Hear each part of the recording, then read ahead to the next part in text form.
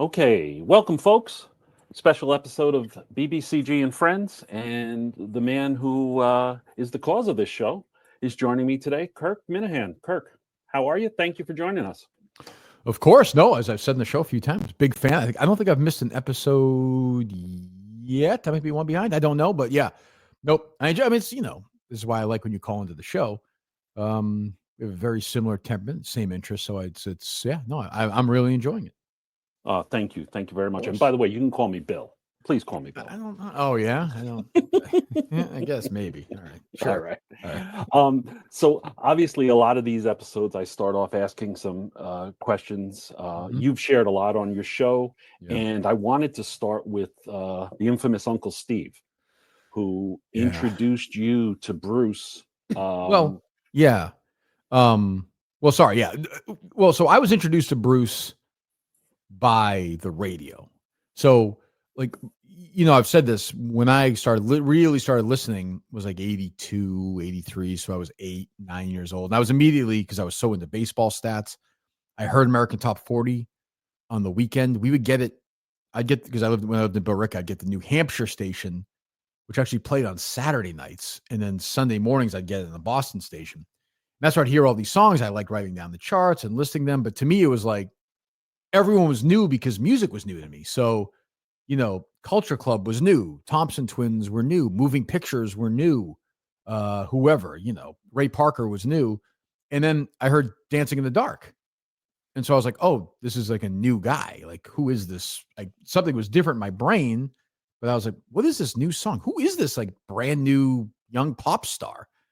And my Uncle Steve, who was married to my aunt at the time, great guy, heard me listening. I had the 45. I think I was playing the 45 at my grandparents' house. And he loved Bruce. He loved Bruce from, he's 15 years older than me. And he was like, no. He's like, there's more. And I was like, what do you mean more? Like, there's other songs. So it took me a while because I was so in that whole Born USA run. But then I started going backwards with him. And yeah, without him, I don't even know. Maybe I'm not where I am musically. I mean, definitely not. Did he lead you to darkness? Was that kind of the first point for you with him? I want to say actually it was The River.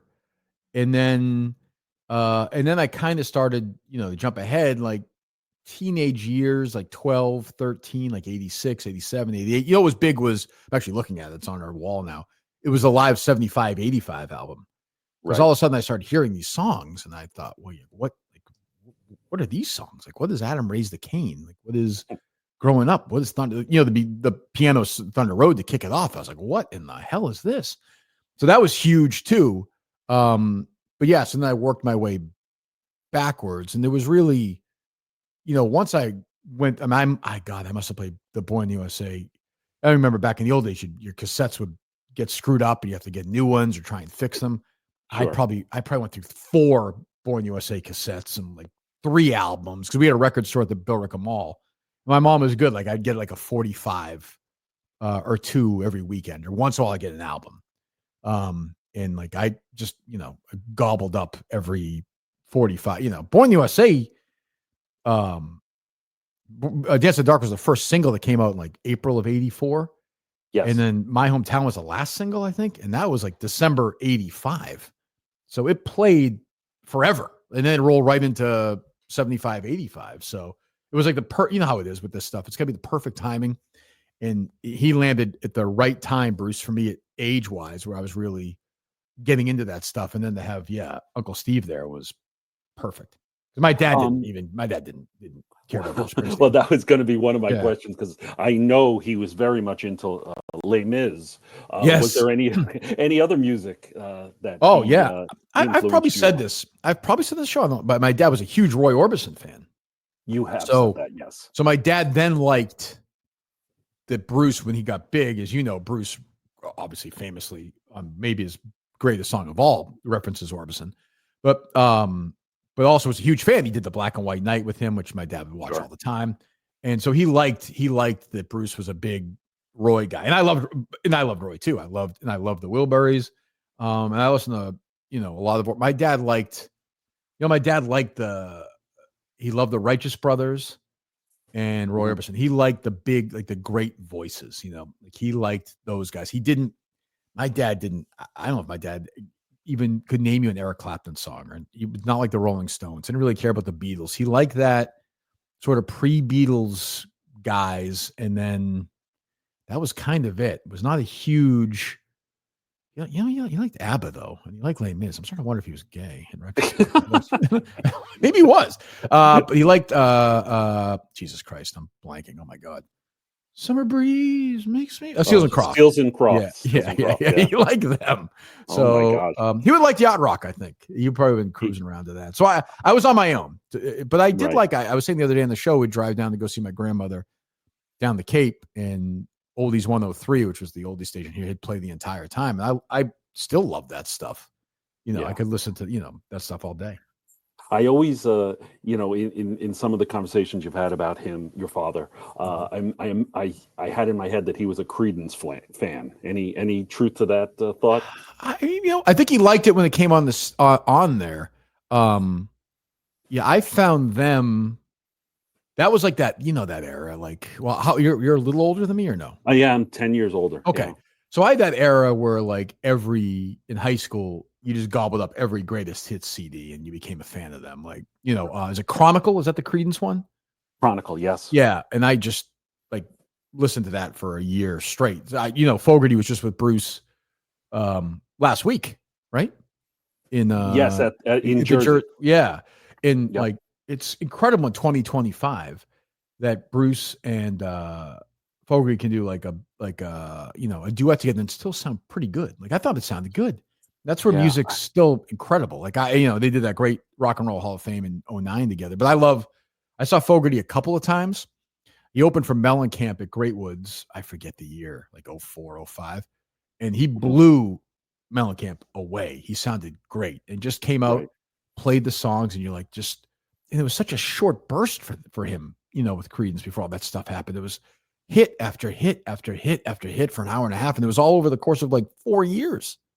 There was I don't know if you've seen it. There was a great documentary about like the vote for Credence. And with and at the end of it, there's like almost a whole show from like 1970 or 71. Yeah, they were amazing. Yeah, live. Incredible.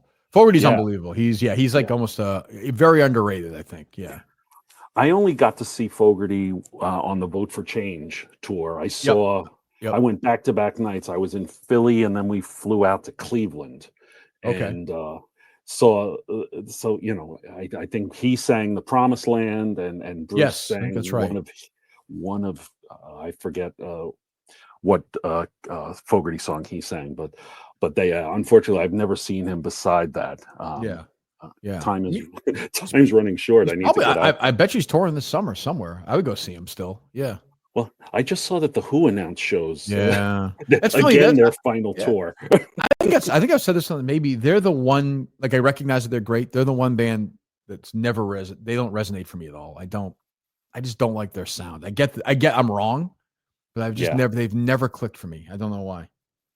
Yeah, that's interesting. And actually, I was going to ask you that question. Is there a band that you kind of never got, so to speak? For me, it's everybody loves Pink Floyd, and I just don't. Yeah, get it I like some of the. I'm with you. I don't. Carabison is a huge fan. I don't. They're okay. That's not my scene. I'm not a huge. Yeah. No, I get that. I'm not a huge fan of theirs either. Yeah.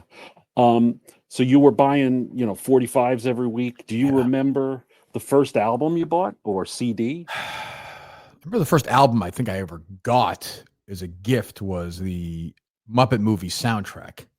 Okay, it's a classic. It's a great one. I actually have a different copy of it now. I'm trying. So it'd be like 82, 80. What year did Synchronicity was 83? 83, yeah. 83. But definitely I bought Thriller before that, right? For sure. That was at the end of 82. Yeah. When I think of an album, like that was kind of when I first started jumping in because there was this hysteria around Michael Jackson and Thriller where it was everywhere in school and everyone was talking about it because, and I was like, boy, there's something kind of going on here that I'm missing. So I'm going to guess that's the first album I bought. But and then I remember somebody at school saying to me, there's a show where they count down like the biggest songs in the week of the week. And I was like, what do you mean? And I started listening to Casey Kasem, and obviously, as you know, I became hooked. And then at that point, I like wanted to get every 45 I could get my hands on, and more 45s and albums as a kid because I wanted to hear, but I would say probably Thriller. But I mean, then it was, it was such a crazy time over the next year and a half where it was Thriller and Synchronicity and, Huey Lewis and Bruce and Purple Rain and She's So Unusual and just big Footloose soundtrack, like big album after big album. I felt like they were coming out every week. Am I correct in remembering that it must have been 84 or correct me if I'm wrong, 85, that Born in the USA and Purple Rain were the only #1 albums for an entire year? Is that correct? Well, they both came out in 84. I don't know if that's quite true. I remember they passed off a couple of times. That might be right. I mean, I know it was a huge stretch where that was true. It's funny, Born USA was not at #1 for that long, but it was on the charts forever. It was the #1 album of the year in 85, sold the most albums. And in 86, I think it was still like the 12th biggest album of the year. And that it had been out for 2.5 years. The other big album, obviously, is 1984, which I listened to essentially at that point almost as much as Born USA. I was obsessed with 1984. So, it was it just felt like every, 84 for me is, and people point to it, is just it's one of those years where, guys like Bruce and Prince and Van Halen, Michael Jackson was still around, Lionel Richie, they were kind of peaking, but you still had a little bit of the end of some of the disco people. And then you'd have like, novelty records would break in, like Al Yankovic, but then you had like Quiet Riot. And so it was a sort of there's a million things going on at that time. Yeah, and all of the British new wave. Yes, those on MTV, right, for sure. I mentioned them earlier. I think the Thompson Twins were a great band. They had great sound. So yeah, and then obviously Duran took over, and there was just so many things. And I was missing like the sort of the underground independent stuff when I was 10, but it was a crazy time. Right. What was your first concert? My first concert was September of 1984 at the Worcester Center. Bruce Springsteen, the E Street Band. Wow. Born in the USA tour. I went with my aunt and uncle, and it was like, again, at that age, I was 9. I turned 10 the next month. Like, I didn't know what was going on. Like, I saw concert video. Like, you remember the Born in the USA video was a concert video. Yes. Like, I didn't quite know what was happening. Like, I saw concerts on TV and I saw them in movies, but I didn't. Like, I remember driving there thinking, like, he's going to be in the same room I'm going to be in, like, sort of, like, and he's just going to sing. And I remember they were like, you might not know all the songs. And I was like, well, and the first song was Born in the USA. I was like, well, I know this one. But it was crazy because it was like Bruce Mania. So it was so loud. Yeah. And I didn't quite, like, he played like Nebraska that night and stuff. So I didn't know everything, but yeah, that was the first show I went to. What was the first non-Bruce concert? The first non-Bruce concert would have been,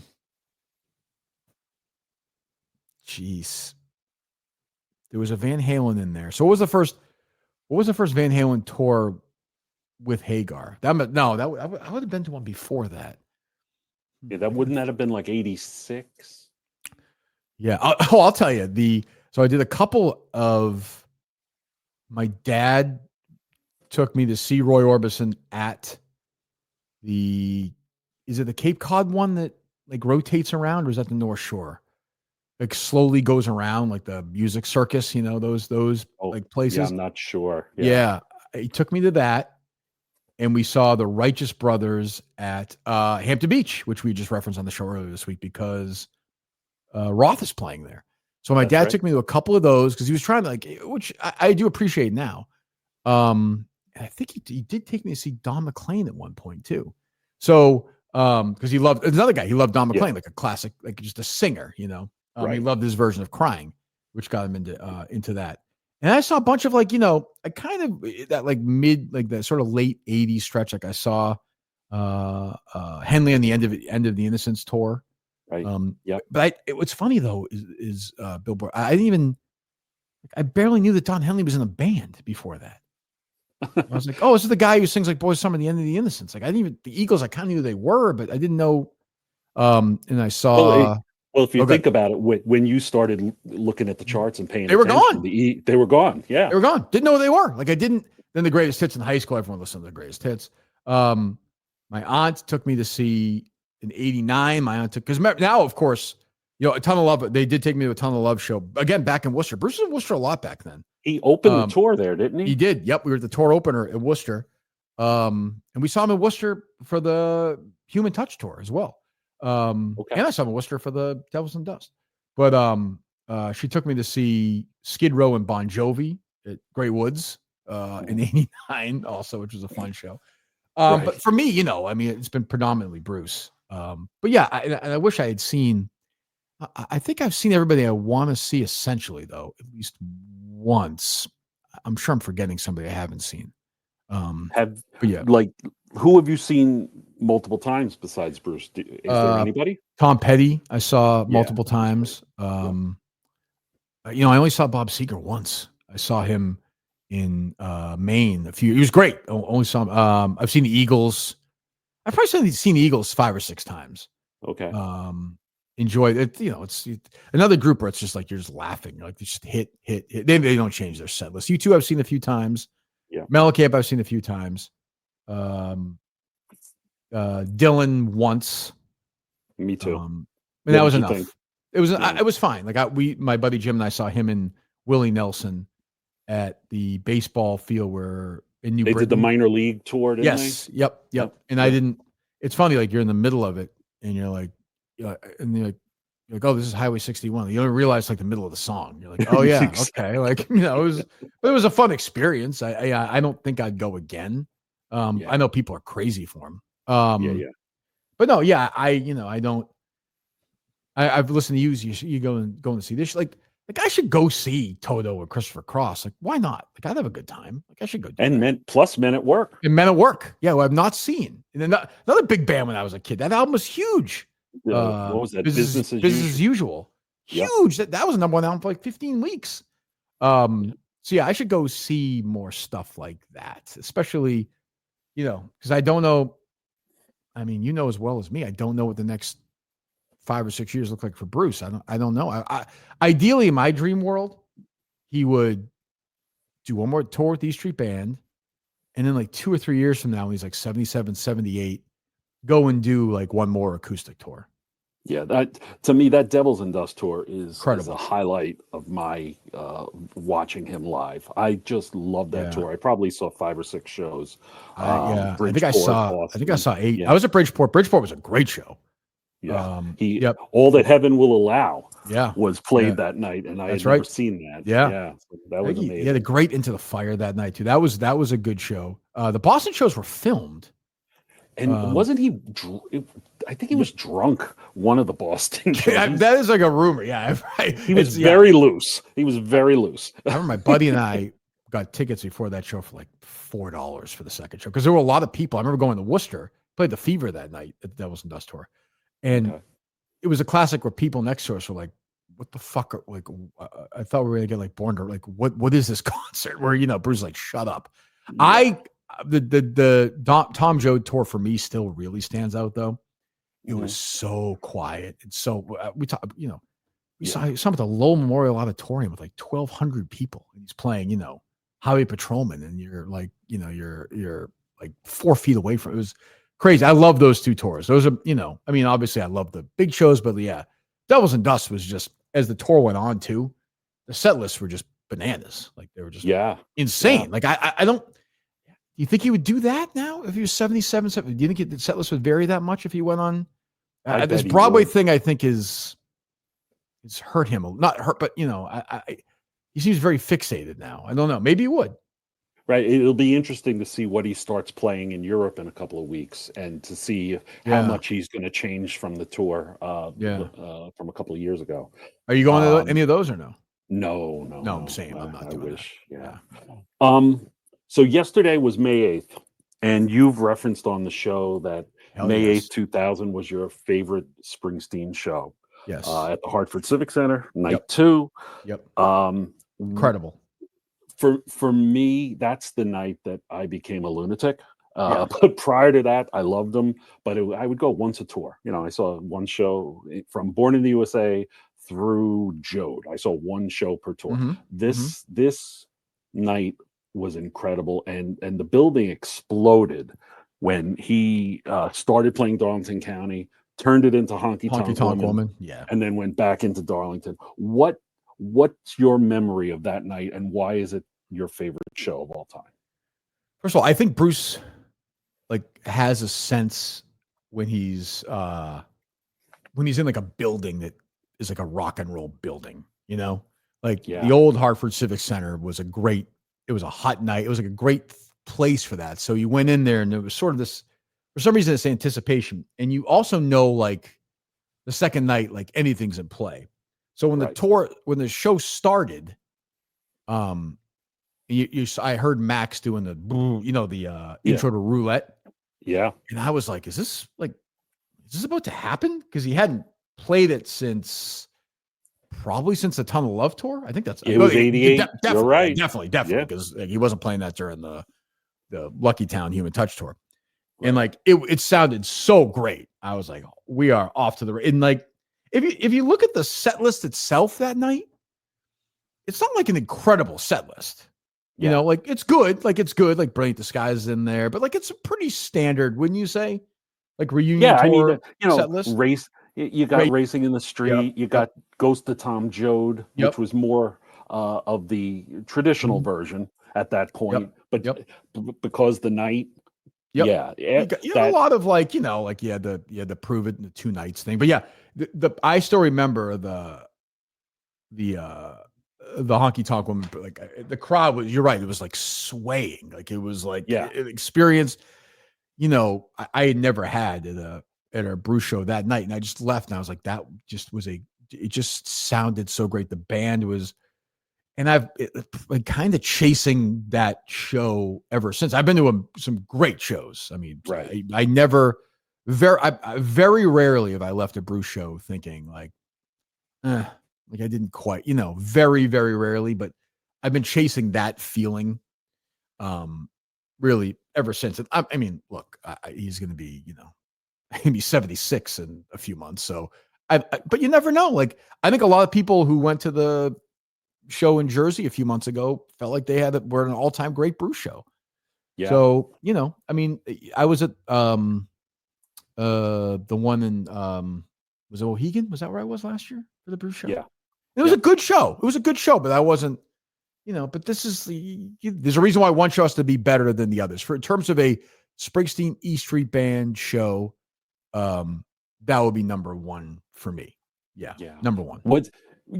So I've walked out of only one show and I was disappointed. And it was April 30th, 2008 in Charlottesville, Virginia. And that was the last kind of run that right after Danny died. Danny died, a bunch of shows in Florida that were, amazing and it was high energy. And I just think they ran out of gas that night. And I've heard that because they had a weird Cincinnati show right before or right after. Because I wound up flying to Indy because we saw the tickets were nothing for the Springsteen show that night. So we flew. You were there when Danny? Yeah, I was in the Danny show. Yeah, which I had no idea he was going to be there. We got seats. We were like in front of Peyton Manning. Like we got them for nothing. Because Bruce, as great as is Midwest, you could still get tickets at a good price. He's oddly never really landed there. So I mean, like he has here. So Danny was there, and I you could tell that something wasn't right, and he died right after that. But you're probably right. He probably lost some steam. I'm trying to think of a time I've walked away and been like, it's tough because you have such a connection to him. But I get that. I think they were definitely dragging. And I do think, and then they rushed right out the next year with Working on the Dream. It was that was a weird time. Though there were good shows for that. I enjoyed the summer shows once they kind of I was at Vernon Downs, which was a great show. Oh, wow. Okay. Yeah, that was a great show. Fenway was a great show. And that was the tour that he stared playing the albums. Right. Yes. I went to. Oh, he did it. Well, he did it. Yes. When I say Vernon Downs, I'm sorry. I'm thinking of that was probably high. That was probably not High Hopes. It's probably whatchamacallit, Wrecking Ball. Somewhere. Yeah. No, you're right. 09. So I was at the Born in the USA show with my brother, the last show at Giant Stadium. Yeah, which actually was which actually I didn't think was not a great show. But I'm not a huge stadium show guy. But yeah. Were you in Buffalo for the last? No, were you for that? Yeah, when he played Greetings. Yeah. And I was not at the Garden for the River either, which at the time felt like a once in a lifetime thing, and then wasn't. Right. But I love those shows too. He did Wild and the Innocent on the Saturday, and then the River on Sunday. I got to the River show. And I remember he's like, we're doing this one. Right. And this is 6 years later, he's doing a whole tour with the album. So it was great. I saw the Garden show for the River tour though, which was early February, was the Boston Garden show was incredible. He had a great encore and he played roulette that night, which is weird. That tour was weird that he played other than Meet Me in the City, he played no songs from the outtakes. I do think maybe I'm dreaming. I know you've seen this too. This show he did, this Nebraska tying into the movie. I think there's a chance he'll do a small Nebraska tour. Maybe I'm dreaming, but that would be like, can you imagine? Plays a couple of acoustic songs, plays Nebraska in order acoustic, then does a couple of encores and leaves. I mean, that I don't need to see another show after that. I would, that is the dream for me. To hear him in his old man voice now singing those songs, I think might even sound better.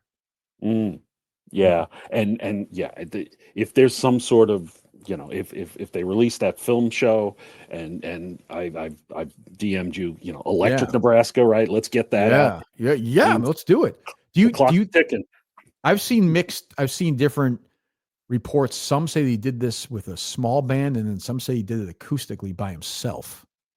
The report I saw was with a small band, but no names have come.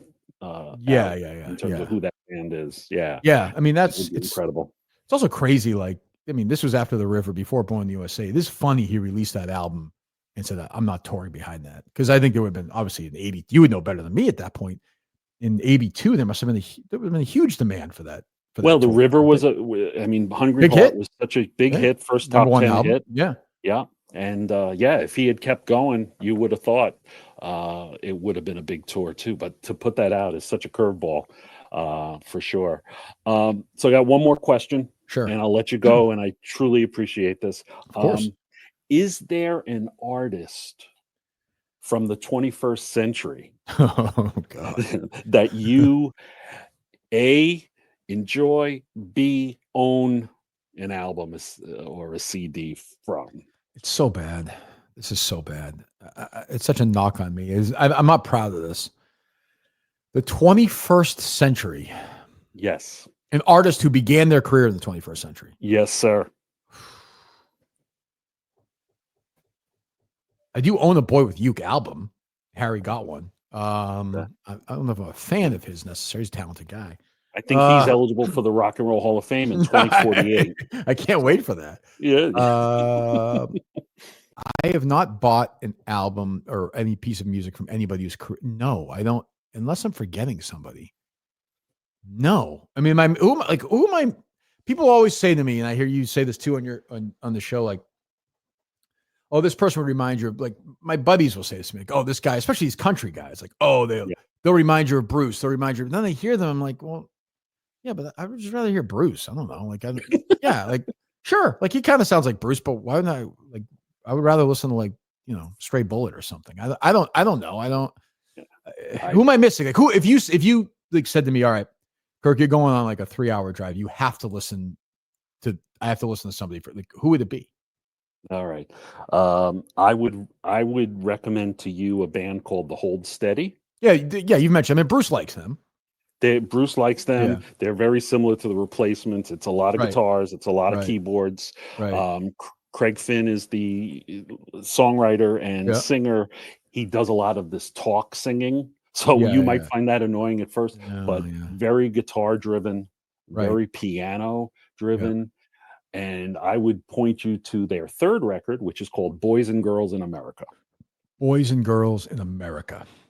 and you could skewer me next week after you. Well, I'll try. I'm very. It's not. It's a bad quality. Like I don't think it's a good quality. The other day I was listening. What was I listening to? I was going through all my albums, and I was just looking at them all. I'm like, yep, 82, 84, 88, 80, 76, 72. 80. Like there's nothing.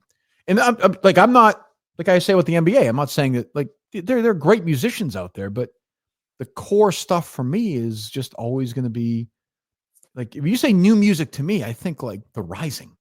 You know, like, Right. 23 years old. Like I don't. Right. Which, by the way, I don't know about you. Like I don't think that album holds up that great. I've always said I don't think it holds up. And I've always said it's bloated. There's 15 songs on that. It's little. I'm not a big Brendan O'Brien sound guy either. I don't like that. Magic is a great album. Magic is his best album this century. Yes. That and Western Stars, I think. But I don't, you know, and look, we've got a huge, maybe, I'll either have you on or if you want me to come back on. We've got a big event coming up here soon with Bruce. So I'm optimistic. I love this. I loved Faithless. So, you know, or really liked it. So I'm curious what these albums are going to be. This is going to be and will he play them in Europe? Probably not. But like, I'm looking forward to these, 7 records for sure. Well, we know that Max has worked on a lot of the sprucing them up a little bit, adding drums. It will be interesting. This mariachi record. I have some concerns about, but I liked it. We shall. Also, we have no idea what this like. He did an entire film. It's not like. Do we know? There's no idea what this movie was going to be. Who directed it? Nothing, right? It was out there. It possibly was associated with Spielberg. Is that really? Oh, I didn't see that. Really? Oh, I didn't know that. Oh, I maybe think so. Yeah, that's wild. I mean, I don't. Yeah. I mean, I like that song. The record I'm looking forward to. Well, is the North of Nashville, which is the daytime. The daytime Jode. Yeah. I know Gary played on it and Danny played on it a little bit. It should be interesting for sure. Like a country swing album, he's saying? Yes. So, I assume that song, which is on Western Stars, was originally recorded in that session. I think so. Yeah. Maybe, or maybe he just liked the title. But like he had, but it's funny. When I was a kid, I guess last Bruce thought is like, especially in high school, we were in the wilderness there for a few years. Between Tunnel of Love and Jode, there was Human Touch and Lucky Town, which I liked, but like there were 7 or 8 years where I didn't know these songs. Nobody knew these songs existed. I didn't. When he released Tracks, I mean, that was just unbelievable, incredible. Like because we, now like we've heard some of these songs already. We knew a bunch of these songs existed. We knew we had that street session with what he called his hip hop album at the time, like in his relationship stuff. Like we've heard some of these, like Jesus, what's the song? Waiting on the End of the World. I'm waiting, which is a great song. But like we've heard a lot of these songs, even the River stuff. Like you knew, but like when Tracks landed, I didn't know it. I remember getting it that day, and like I mean, we'd heard some of the stuff that was already out there, but like there was things I had never heard in like my entire life, like Loose Change. I was like, what is this? Like, what are these songs? So. My thing is, if you can get 7 or 8 songs I just really like out of this, that's a win. Like Faithless, I've already listened to like 50 times. Yeah. Like it's a simple song, but like I like it, Yeah, that's June 26th or 27th, I think that's coming out. So that'll be great. It'll be great. Yeah, looking forward to it and looking forward to your 1,000th show. Congratulations. Oh, well, thank you. Yes. Thank you for your contribution. Yeah, you're always welcome. Maybe we'll get you in the studio one day. I don't know. No, you don't want to do that. No, I think you're good. You'll somehow coerce out of me my history, and I don't want to talk about it. Well, sure. How does a guy in his 60s from? How did you find the show? I found your show when it was simulcast on was it Nessun? Oh, so you're talking the old days. Okay, before gotcha. Yeah. No, I that's when I first discovered you and heard you talking about Bruce one day. I'm like, boy, I like this guy. And then you started doing your own podcast, Enough About Me. Yeah. So we had Gary on that. Yes. He was Yes. lovely. Yeah. Yeah. And then, I've been day one. So, love the show. Bruce is the ultimate white whale, like literally like chasing him. Like, I don't think I mean, he was did you listen to him on that awards one with Scott Feinberg? I did not. Oh, did you hear? Did you know? I can send you the link if you want. He did he wants this fucking EGOT back. Yeah, he wants the yes. He wants. I don't blame him either. Who cares? But he did like an hour. It was good. Like it was a very but like he was good for him. He's gotten better. He's a yapper, but he's gotten better over the years, I think, as an interview topic. Subject. So, I have a buddy of mine who I go to all the shows with, and we imagine that Bruce is kind of a dictator, and so we do like this whole bit. We're like, "Oh, Landau, I need to get that fucking EGOT now. Yeah, get this goddamn thing together." What's funny? My buddy Jim and I who I've been to a million shows with, a huge fan. I've known him forever. We have a thing where we act like Bruce has never grew up like totally fine. He just like found this like ugly guy who can't sing or wrote all the songs. And, and Bruce is like, yeah, you want to write something about, like it might be time for me to go into my Western phase of my career, that kind of thing where it's very, because it's funny about Bruce. Like he is like, for all of his like, oh shucks, like he kind of like brought Landau, like Landau was a critic. He brought him in. Marsh was a critic. He's no dummy. That's for sure. Like, I think by all accounts, he's a very lovely guy. But you can't get to where he's gotten without having some smarts and being cunning to some extent. Like there's a cutthroat, and like to his credit, like when push came to shove and like all the Appel stuff, he's like, I'm not fucking doing anything until this gets solved. And that, Petty was the same way. So, but yeah, I would love to maybe, but but when he's very selective. He's got his spots where he goes. Not a blame. You don't want to come on Barstool. Yeah. He thinks I'm asking questions about his dick. He doesn't even know. So, but I loved having Stevie was great. So I mean, I've had Stevie. Yeah. I've had Gary. So we'll see. I don't. Hopefully. I would think you could get Max pretty. What's funny is we tried. So Max played in Lexington. He does those shows now. The jukebox. Probably not for me. But we tried and got a no on that one. So I don't know. Who knows? But yeah. So maybe when the movie comes out, we'll try again with Bruce. But probably swing and a miss. Yeah. Well, got to keep swinging. That's it. All right. Well, listen, I've kept you too long. Thank you so much. Great. Thank you. And appreciate it. And we will talk to you soon. Thanks everybody for listening. Have a great day. Thanks, Kirk. Sure. Of course. Anytime. Thank you. Appreciate it. Have a good weekend. You too.